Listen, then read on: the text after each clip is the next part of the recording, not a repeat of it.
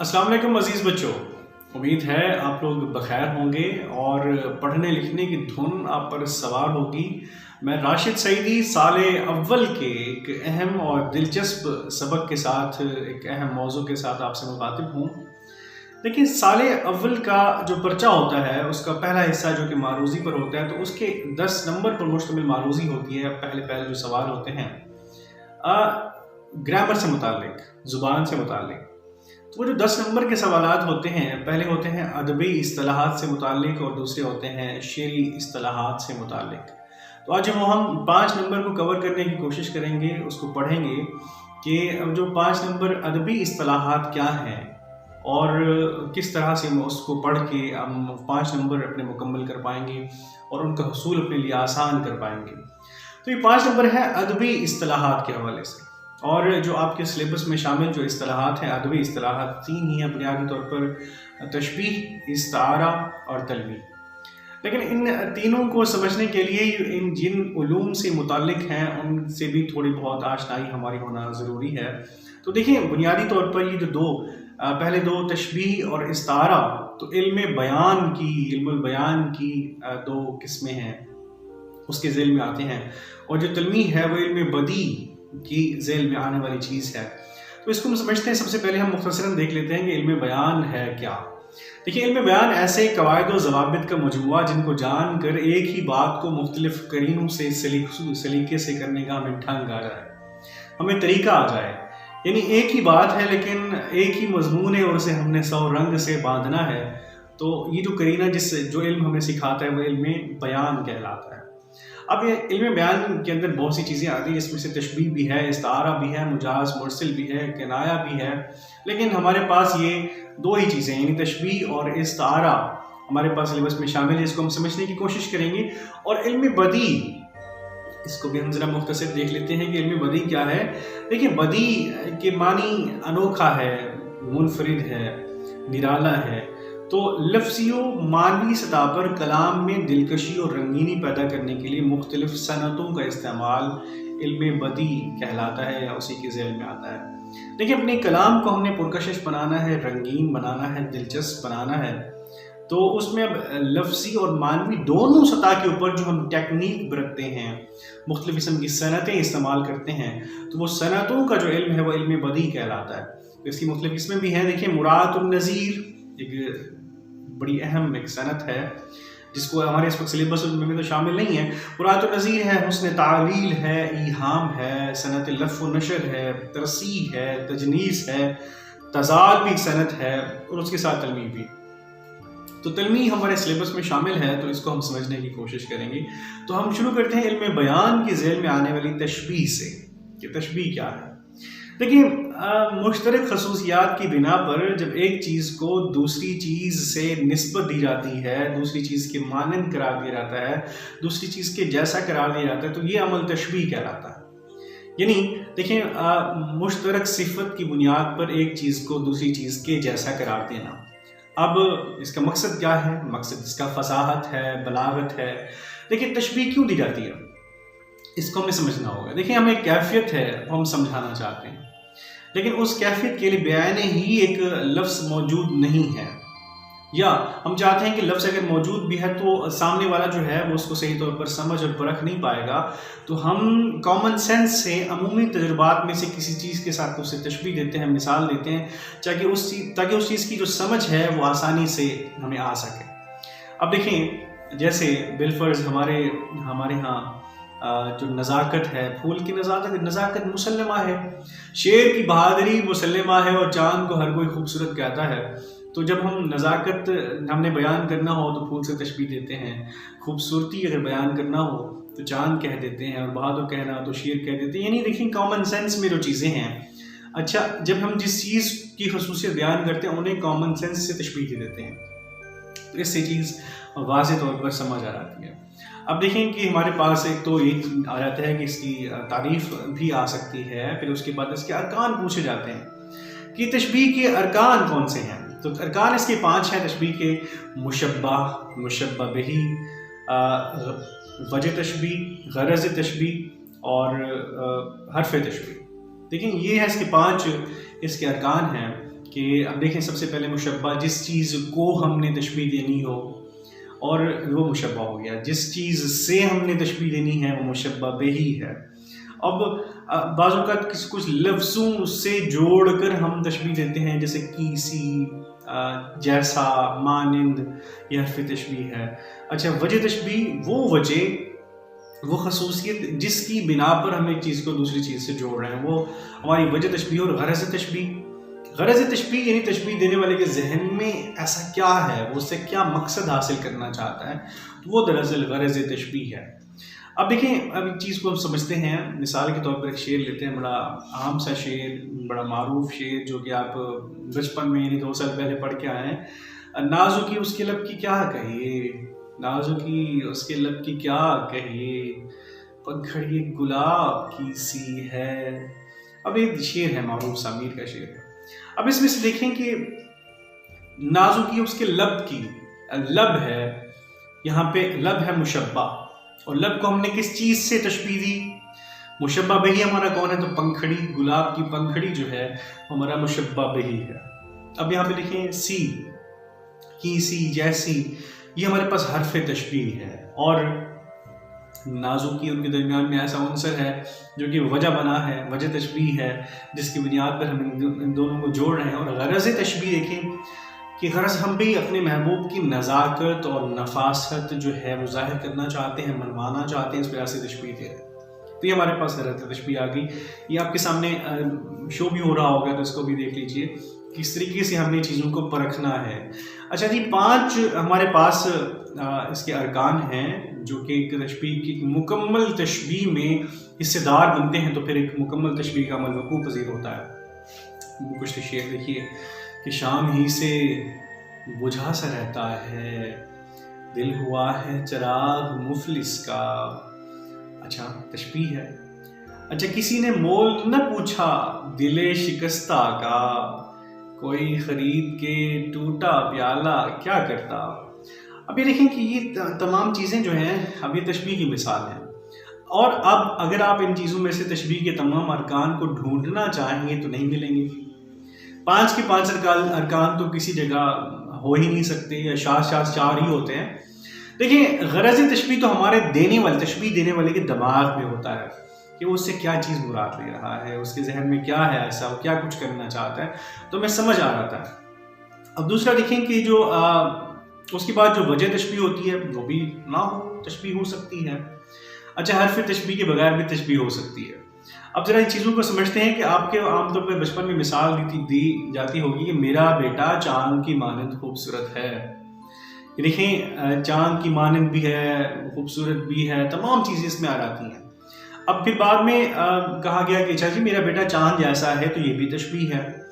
اچھا، پھر غلط فہمی کو جگہ پہ پیدا ہوئی کہ میرا بیٹا چاند ہے کو استعارہ کہہ دیا گیا، غلط ہے، یہ بھی تشبیہ ہے۔ دیکھیں، تشبیہ کی شرط میں آپ کو بتا دیتا ہوں کہ تشبیہ کس وقت ہو جائے گی، جب بھی کسی عمل میں، کسی شعر میں مشبہ اور مشبہ بہی دونوں موجود ہوں تو وہ استعارہ نہیں ہوگا، تشبیہ ہوگا۔ یعنی تشبیہ کا عمل ہونے کے لیے ہمارے پاس کیا ہونا لازم ہے؟ مشبہ اور مشبہ بہی، یہ 2 چیزیں ہیں تو استعارہ ہو گیا۔ اب دیکھیں، چند میں شعر آپ لوگوں کے سامنے پڑھ دیتا ہوں۔ ایک سب آگ ایک سب پانی، دیدہ و دل عذاب ہیں دونوں۔ جہاں پہ دیکھیں آگ اور پانی، یہ چیزیں مشبہ بہی، دیدہ و دل آ گئے، تو دیکھیں آپ کے پاس یہ تشبیہ ہے۔ اب دیکھیں وہ ولی کا شعر بھی دیکھیں، تجھ لب کی صفت لال بدخشاں سو کہوں گا، جادو ہے تیرے نین غزالاں سو کہوں گا۔ اب دیکھیں تشبیہ کا میں نے آپ پر یہ جو عمل ہے مثالوں کے ساتھ واضح کر دیا کہ تشبیہ کیا ہے، کہ جب کسی مشترک خصوصیت کی بنا پر وہ خصوصیت جو لازمی ہے، حقیقی ہے، اس کی بنیاد پر ہم نے ایک چیز کو دوسری چیز کے جیسا قرار دیا تو وہ تشبیہ کا ہو جاتی ہے۔ تشبیہ کے 5 ارکان ہیں، مشبہ، مشبہ بہی، حرف تشبیہ، وجہ تشبیہ، غرض تشبیہ، لیکن اس کی شرط صرف 2 ہیں، طرفین تشبیہ کا ہونا۔ طرفین تشبیہ مشبہ اور مشبہ بہی دونوں موجود ہیں تو تشبیہ کا عمل ہو گیا۔ اگر دونوں میں سے غائب ہے تو تشبیہ نہ رہی، استعارہ ہو گیا۔ تو اس کے ساتھ ہی چلے آتے ہیں استعارے کی طرف کہ استعارہ کیا ہے. دیکھیں استعارہ اس کی معنی تو ہے ادھار لینا، مستعار لینا. اور جب دیکھیں جب ایک شے کے لوازمات یا خصوصیات دوسری شے سے بعینہ ہی منسوب کر دیے جائیں اور ایک چیز کو دوسری چیز قرار دے دیا جائے، استعارہ کہلاتا ہے. اب دیکھیں استعارہ حقیقت کی بجائے مجاز پر مبنی ہوتا ہے، حقیقت پر مبنی نہیں ہوتا. اب یہ ہے کہ ان کے جو ایک کی حقیقی معنی تشبیہ کے حقیقی اور مجازی معنی کے درمیان تشبیہ کا تعلق ضرور ہوتا ہے. تشبیہ سے استعارے کی گہری مناسبت ہے، بلکہ یوں سمجھ لیجئے کہ تشبیہ کا پتہ ہوگا تو آپ استعارے کی طرف بڑھیں گے، تو چیز واضح ہو گئی. اب اس کے ارکان کتنے ہیں؟ ارکان بھی 3 ہیں. مستعار لہو یعنی جس چیز کے لیے ہم استعارہ تلاش کر رہے ہیں، مستعار منہ جس کی خصوصیات ہم ادھار لے رہے ہیں، اور وجہ جامع وہ وجہ جس وجہ سے ہم نے دونوں کو جوڑا، یعنی کہ جس کی وجہ سے یہ استعارے کا عمل وقوع پذیر ہوا، وہ وجہ جامع ہے. دیکھیں اس کو دیکھ لیتے ہیں.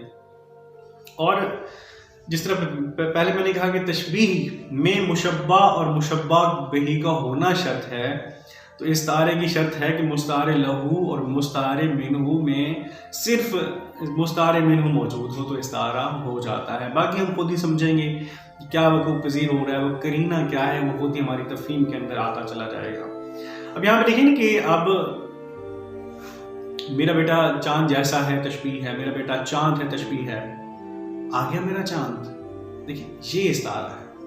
یہاں پہ بیٹے کا نہیں ہے لیکن ہمیں اندازہ ہو جاتا ہے کہ اچھا چاند میں آ گیا میرا چاند. تو یہاں پہ اس قرینہ سے ہمیں سمجھ آ رہی ہے کہ بات تو بیٹے کی ہو رہی ہے. اسی طریقے سے میرے چاند سو جا جب ہم کہتے ہیں تو دراصل یہ استعارہ ہوتا ہے. آ گیا میرا شیر، تو یہ دیکھیں یہ استعارہ ہے، بیٹے کے لیے کہا جا رہا ہے. تو یہ سب استعارے ہیں.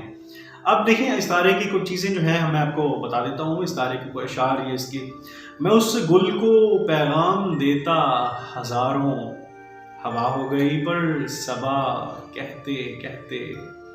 ابھی دیکھیں شعر سنا آپ نے، اس میں سے دیکھیں جو گل ہے، میں اس گل کو پیغام دیتا ہزاروں. گل بھی مستعار منہ ہے کہ یہاں پہ دیکھیں مستعار گل مستعار منہ جس کی خصوصیات کو بعینہ ہی کوئی دوسری چیز قرار دی جا رہا ہے. تو بھئی مستعار لہو کیا ہوگا؟ محبوب، جس کو یہ گل کہا جا رہا ہے دراصل وہ محبوب ہے، اور اس درمیان میں خوبصورتی اور نزاکت ان کی وجہ جامع ہے. اب یہاں پہ دیکھیں ایک اور مثال بھی دیکھ لیجیے: پتا پتا بوٹا بوٹا حال ہمارا جانے ہے، جانے نہ جانے گل ہی نہ جانے باغ تو سارا جانے ہے. دیکھیے یہاں پہ گل پھر مستعار منہ ہے جو کہ موجود ہے، اور محبوب ہمیں موجود نہیں ہے لیکن ہمیں پتہ ہے کہ محبوب کی بات ہو رہی ہے. تو مستعار لہو کیا ہے؟ محبوب ہے. اب یہاں پہ دیکھیں پلکوں سے گر نہ جائیں موتی سنبھال لو، پلکوں سے گر نہ جائیں موتی سنبھال لو، دنیا کے پاس دیکھنے والی نظر کہاں. شعر آپ نے سنا. اب اس میں سے دیکھیے جو موتی کہا جا رہا ہے، لیکن ہمیں یہ موتی کیا ہے؟ بھئی موتی آنسو کو کہا جا رہا ہے. مستعار لہو آنسو ہو گیا. مستعار منہ جو سامنے نظر آ رہا ہے موتی ہے. سمجھ کیسے آیا کہ استعارہ ہے اور کیا مستعار لہو اور کیا مستعار منہ ہے؟ پلکوں سے گر نہ جائیں یہ موتی سنبھال لو. تو دراصل یہ قرینہ ہوتا ہے جو ہمیں استعارے کی صحیح طور پر تفہیم کراتا ہے، استعارے کو سمجھنے کے لیے ہمیں ایک پس منظر دیتا ہے، ایک وسعت دیتا ہے کہ استعارے کو سمجھیے. دیکھیے ہم نے بات کی تشبیہ کی استعارے کو میں دوبارہ دوہرا دیتا ہوں. عربی زبان کے لفظ ہے ادھار لینا، مستعار لینا، اس کے لفظی معنی ہے، لیکن اصطلاح میں جب کسی ایک چیز کی تمام تر خصوصیات دوسرے پر منتقل کر کے دوسری چیز کو پہلی چیز قرار دے دیا جاتا ہے تو یہ استعارہ کہلاتا ہے. 3 اس کے ارکان ہیں: مستعار لہو جس کے لیے ہم چیزیں ادھار لے رہے ہیں خصوصیات، مستعار منہ کہ بعینہ ہی جس کی خصوصیات ادھار لے کر یا اسے کوئی اور چیز قرار دے دیا گیا مستعار منہ، اور وجہ جامع وہ خصوصیت جس کی بنیاد پر انہیں جوڑا گیا. اب دیکھیں شعر میں اس کے جو عمل کے اندر تو یہ چیزیں ہوتی ہیں، تینوں ہوتی ہیں، لیکن کسی بھی استعارے کے شعر میں اس میں سے صرف ایک ہوگا. مستعار منہ صرف ایک چیز ہوگی اور استعارے کا عمل مکمل ہو جائے گا. تو عزیز بچوں، ہم نے علم بیان میں موجود تشبیہ اور استعارے کو سمجھنے کی مختصراً کوشش کی. ہم نے سمجھا کہ کیا ہوتا ہے، اس میں فرق کیا ہوتا ہے، کس طرح دیکھیں تشبیہ حقیقت پر مبنی ہوتی ہے اور جو استعارہ ہے مجاز پر مبنی ہوتا ہے. تشبیہ کی شرط جو ہے وہ طرفین تشبیہ ہے، جبکہ استعارے میں صرف مستعار منہ موجود ہوتا ہے.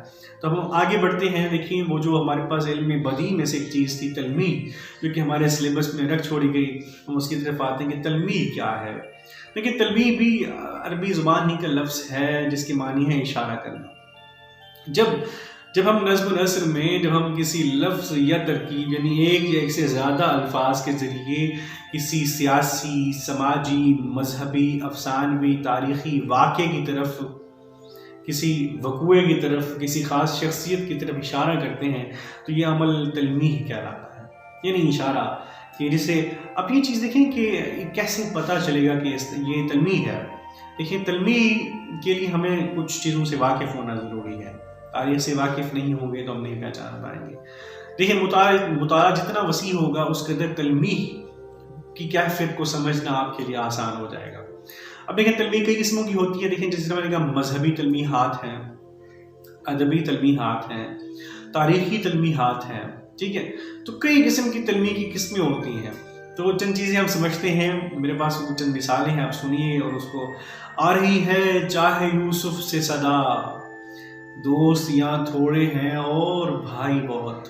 دیکھیں شعر سنا ہمیں یاد آیا حضرت یوسف علیہ السلام کا قصہ کہ جب بھائیوں نے انہیں کنویں میں ڈال دیا تھا. چاہے یوسف، چاہے کنویں کو کہتے ہیں چاہے یوسف، وہ کنواں جس میں حضرت یوسف علیہ السلام کو اس کو بھائی پھینک آئے تھے. پھر جو واقعہ ہوا تھا کہ جبریل نے آ کے کس طرح انہیں ایک نشست پر بٹھا دیا تھا، اور پھر آگے پوری کہانی ہے. تو یہاں سے دیکھیں کہ کرینے سے سمجھ آ گئے. آگے دیکھیں ابن مریم ہوا کرے کوئی، میرے دکھ کی دوا کرے کوئی.